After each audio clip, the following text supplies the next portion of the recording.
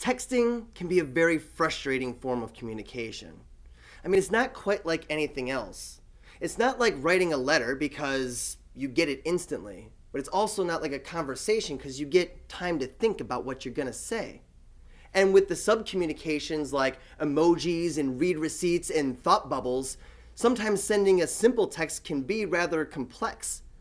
I mean, it's almost like texting itself has become its own language. And it's a language we've only been speaking for a few years. So we find ourselves staring at the phone, thinking, how do I even respond to this? And we've all been there. You're talking to a woman and all of a sudden she goes silent. And you think, I want to revive this conversation.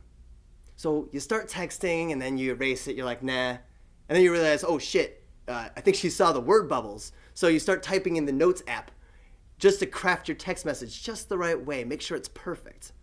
Now, you want to be tasteful, but you also want to be sexual. But you also don't want her to take it the wrong way. She starts texting back, right? But all of her responses are just a single word. And then silence. And you think to yourself, did she misinterpret what I said? Or am I just like every other guy that's chasing her? And then you really start wondering, you think, was she ever really interested in the first place? Or was she just being nice to me? And we find ourselves staring at our phones, trying to figure out what to say, when to say it, and you just want her to like you and respond. Well, there is no perfect thing to say, and there's no right time to say it.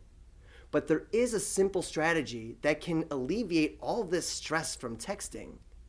And it's simply to be yourself, then listen to her feedback. Now, before I get into this, I want you to hear the order of which I said that. Be yourself first, then listen to her feedback. Because typically we're trying to figure out what she's thinking, right? And not because we're concerned about her experience. We want to know what she wants to hear. But that's not what she wants.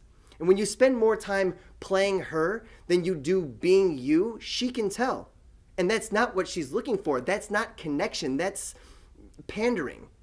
And she might humor you for the moment, but ultimately that's not what type of guy she's looking for. So simply start by being yourself, take action, send the text, even if it's not perfect. Now, once you have the freedom to simply just be yourself, then the major hangups of what do I send, when do I say it, and how do I know it's effective become rather simplified. Like, how do you know if it's effective? Look, if she texts you back, you're still in the game. If she ignores you, get over it and move on.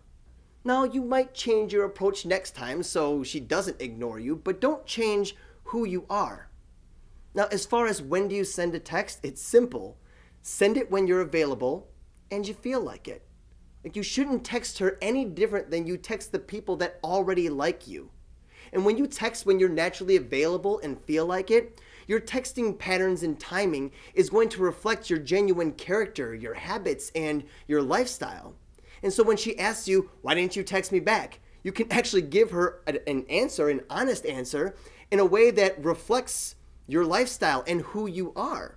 Now, I realize that women sometimes screw with you with the timing of their texts. Look, don't let the disrespect of a woman change the fundamental way that you operate and treat people. You're bigger than that. Now, finally, the big question. What do I send?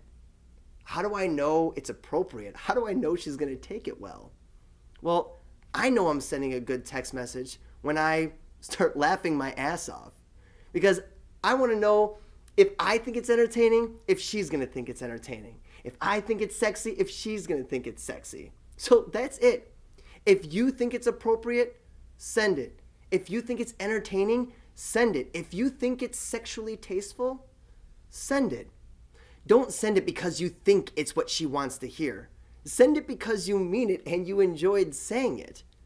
Now, once you've sent the text, all you have to do is pay attention to her feedback. Now, you're not always going to get the response that you want, but you are always going to get feedback. I mean, silence itself is even a communication. And look, if she responds in a way that's not so great, then you know what? Maybe it wasn't going to work out in the first place. And it's better that you know that now rather than just saying what she wants to hear, only for her to find out when you're actually yourself that she doesn't really like you that much. And if she ignores you, you've got to accept it. You've got to move on. And if it's because you did something wrong, then listen to the feedback and maybe change the way you go about it next time. But look, if she cuts you out completely, then it simply means that she doesn't think you were for her. Maybe you weren't significant enough in her eyes, or maybe she's just not ready for a man in her life. Don't take it personally. Simply respect it and move on. We stress on sending text messages because we want to say what she wants to hear. But all she wants to hear is what you have to say.